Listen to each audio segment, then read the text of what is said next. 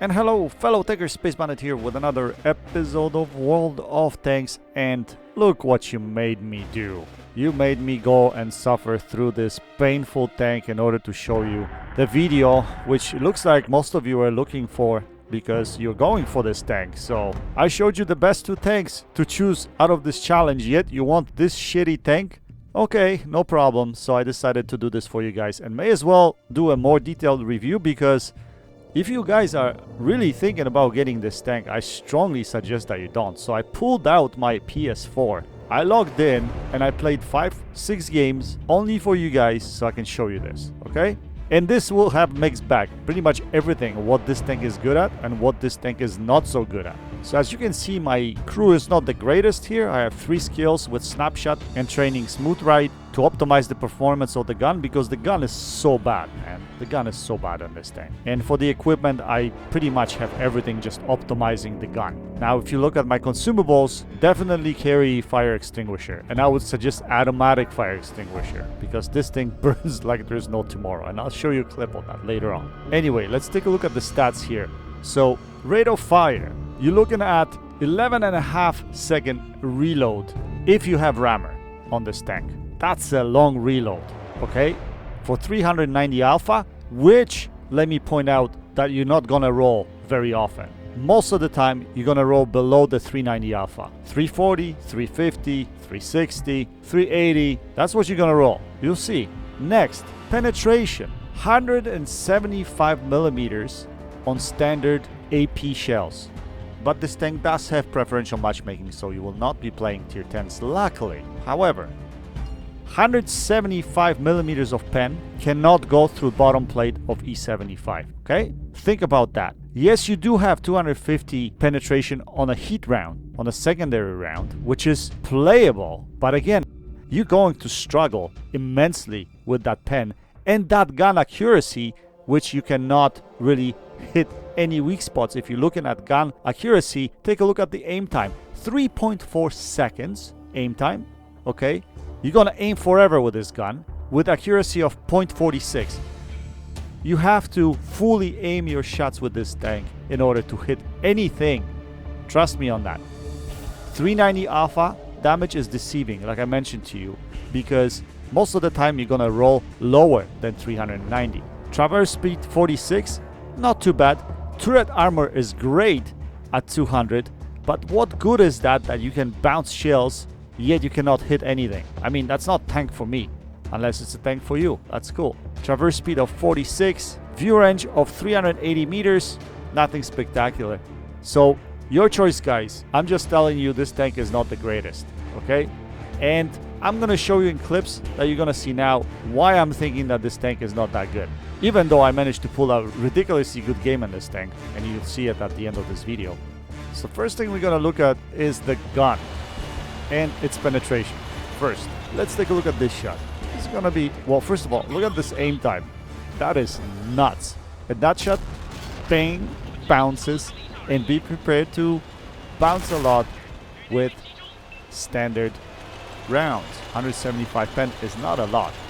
Yet I got pretty much penned at will by the IS-3 sitting far in the distance. And we'll try to hit him next, and you'll see what happens here. Again, 175 pen. I haven't switched my rounds to heat. We're gonna hit that shot, but we're gonna bounce, obviously. Why? Because IS-3's front top plate is over 200 millimeters, so there's no way you can pen it. Now, 250 pen with a heat round. Let's see if we can do that. Yes, we can, but look at that slow shell velocity. That's crazy.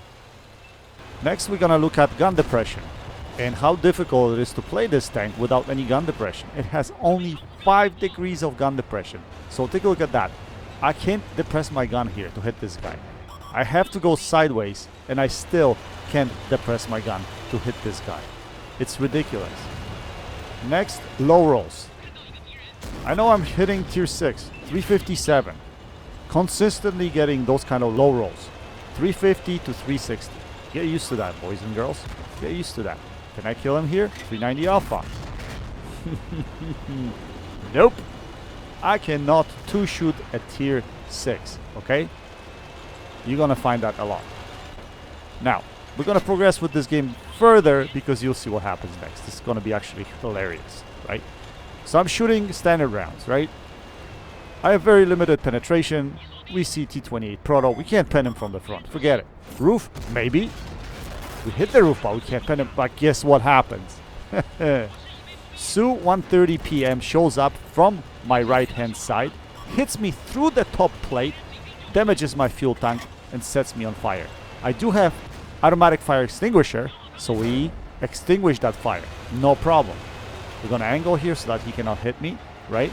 And look what I'm going to do here. Now, remember, fuel tank's on the right-hand side, right? So I'm covering my right-hand side. There's no way you're hitting me in a fuel tank, right? What does he do? He freaking hits me in a fuel tank and destroys me. Okay? Set on fire twice. Use my fire extinguisher. Use my repair kit to repair fuel tank. Yet still, I get annihilated by the Su going through my top plate. Now, I was looking for penetration mark here, and I cannot see it because I was like puzzled. I'm like, what the hell? I was right behind the Cromwell, so I wasn't exposing too much of my tank.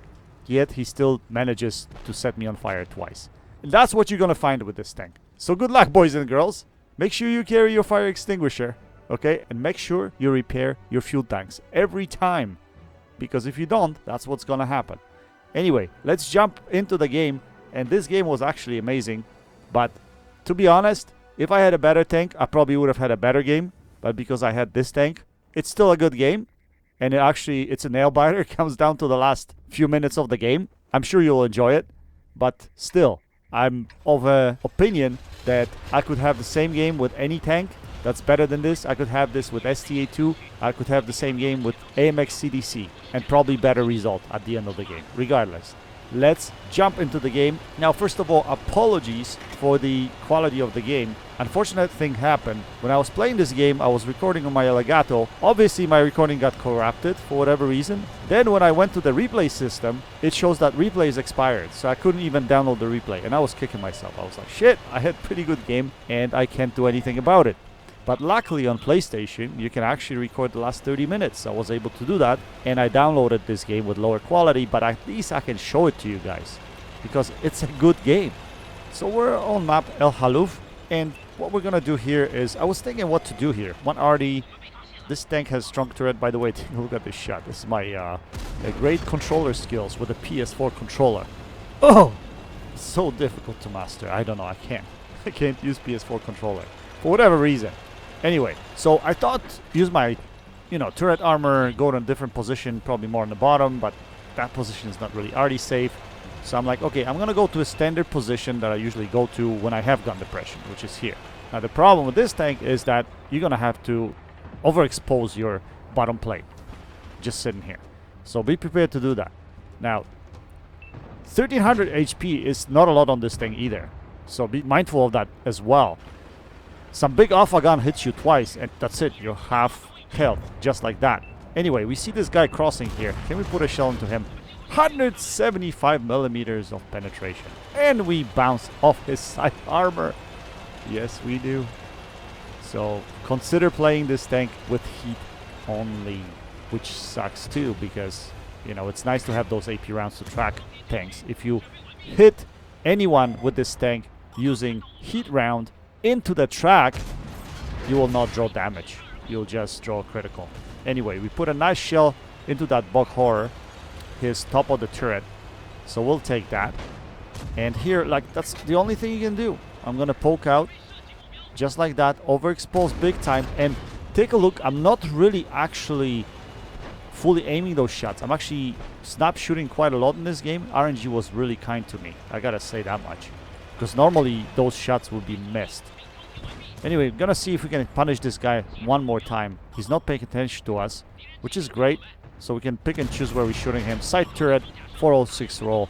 Actually, in this game, I was rolling better too, which is quite interesting. That's a second in a row roll that's over 400. Quite interesting. Anyway, we're gonna keep on doing the same thing. If he doesn't poke on us, we should be okay. He decided to poke on us and he hits us. And just like that, we'll half HP. But anyway, we're gonna stick around here. We're brave. We have lots of Chinese armor. We should be good here, right? not really. Bottom plate is better. Top plate is better. Right? Only the turret that's good on this tank. But I don't want to be hit by Artie. And this is the best position right now, so that's where I'm sitting. Okay.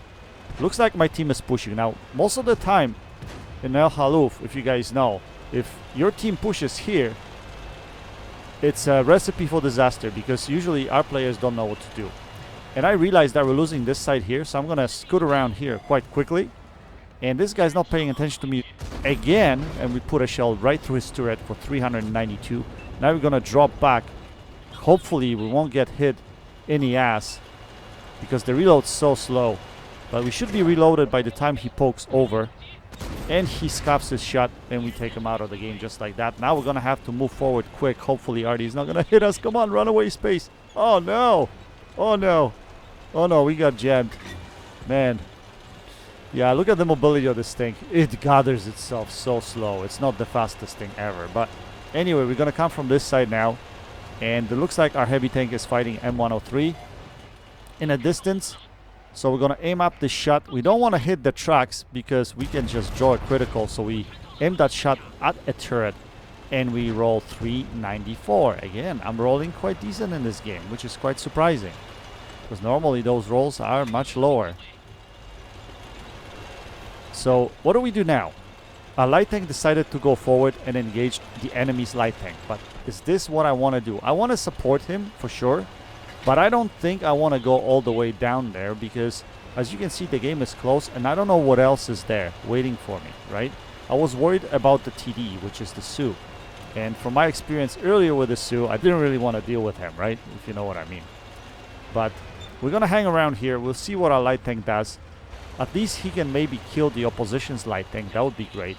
But the Sioux shows up right away right there. So I was like, okay, maybe I can come up on top of the hill here and provide some firepower, maybe put some shells if the Sioux overexposes. That's what I was thinking, but our light tank gets annihilated. And unfortunately, I won't be able to get into position to take that shot.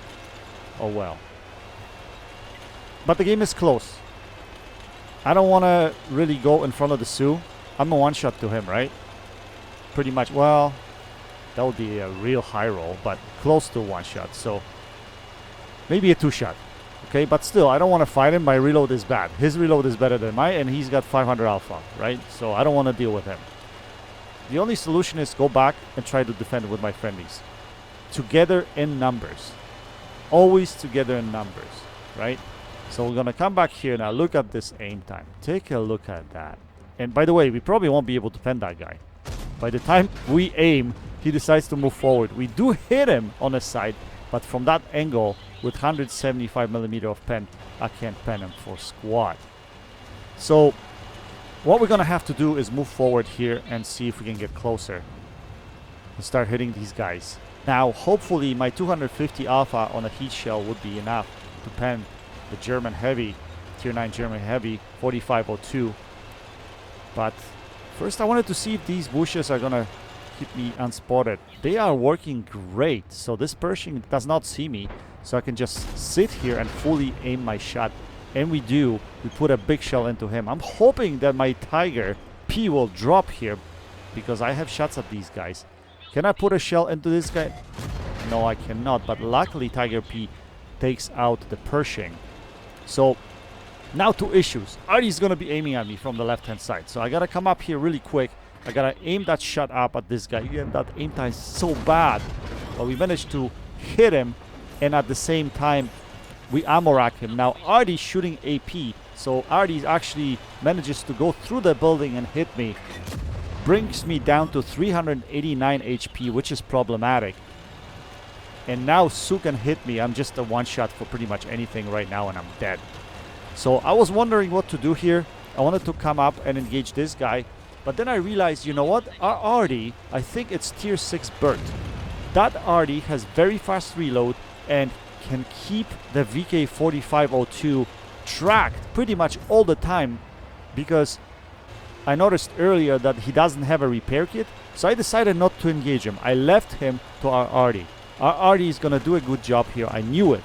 And in the worst case, I can always scoot down behind the buildings and try to take him out. Our Artie does take him out. At the same time here, I spotted the one lane to make sure that the tank destroyer is not coming after us, and I haven't seen him. So I decided to go a little bit further up here because I thought maybe he's coming from this side. But all of a sudden he does show up on the bottom, and unfortunately I went on the reload at the same time. I decided to switch to HE shells because with HE I was hoping I can draw a bigger damage roll right at the beginning, the first time I can hit him. Now unfortunately I'm a one hit to him, so I don't really want to expose myself from this side, and Artie's looking in this direction as well, so I have to move. So I decided to go from the other side. Now he might be expecting me to do this, maybe not, I don't know. Since I'm gone for a while, he's probably expecting me to do this, but I have nothing to lose, so I have to poke out quickly, auto aim, and snap shoot, just like that. That's crazy. He missed that shot. Now again, Artie's looking at me right here, so I'm gonna have to move right away, move right away, move right away, change direction, boom, Artie misses, just like that. Now we're gonna fake again. We're not gonna go that way. We're gonna come back and come back the same way, so that way he's thinking I'm going around. But he was actually looking this way, I think. But we're gonna auto aim quickly, snap shoot. Again, gun works. RNG loves me in this game. It loves this tank in this game. I don't know why. And now we're gonna go under the rock to make sure Artie cannot hit us. And we're gonna wait out for the shell to come in. The shell comes in, he misses his shot, and this should be pretty much the game, right? That's what you're thinking. It should be the game. But my experience with Artie, guys, I always get the worst RNG, especially in this game, since I had a fantastic RNG the entire game, pretty much, right? The entire match, the RNG was good. I thought RNG was gonna screw me at the end, because that's what always happens. That's what always happens. You cannot have a perfect game. It just never happens, right? Anyway, I'm going through the middle here. I could have went left, but I was thinking Artie would probably anticipate that I'm going through the left side.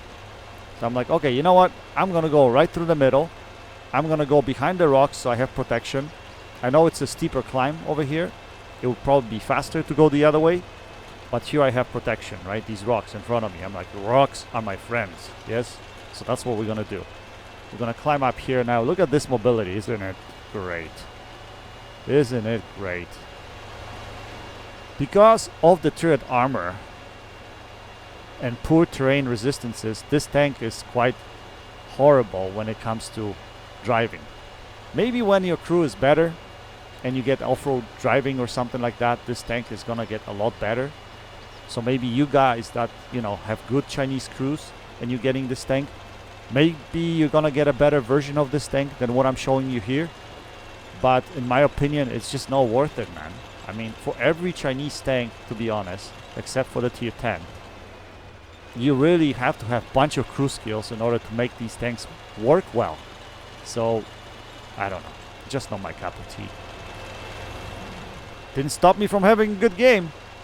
Anyway, we're gonna climb up into position A0 because that's usually where Artie likes to sit. So that's where we're gonna go. But we're gonna be really cautious. Now, I was thinking here, how am I going to approach this guy if he's sitting there? I have 0 gun depression, so I cannot get my gun down.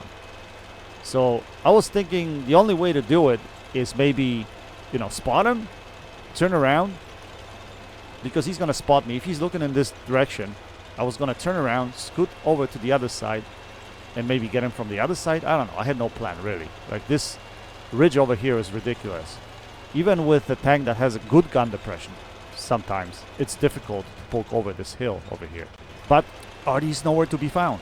I don't know where he is. He was kind of shooting from this position. That's what I was thinking. And if he was behind buildings there, I would have probably spotted him. That's what I was thinking too. So I'm like, okay, only 2 minutes and 40 seconds or something like that left in the game. I'm like, you know what? I'm not gonna risk it. I'm just gonna sit here and I'm gonna cap. I have enough to cap. I don't want to leave the game to chance. And yeah, we're just gonna sit here. Just like skill says, risk it for the biscuit. Well, space is not gonna risk it for the biscuit. We're just gonna play it safe, right? That's what I was thinking anyway.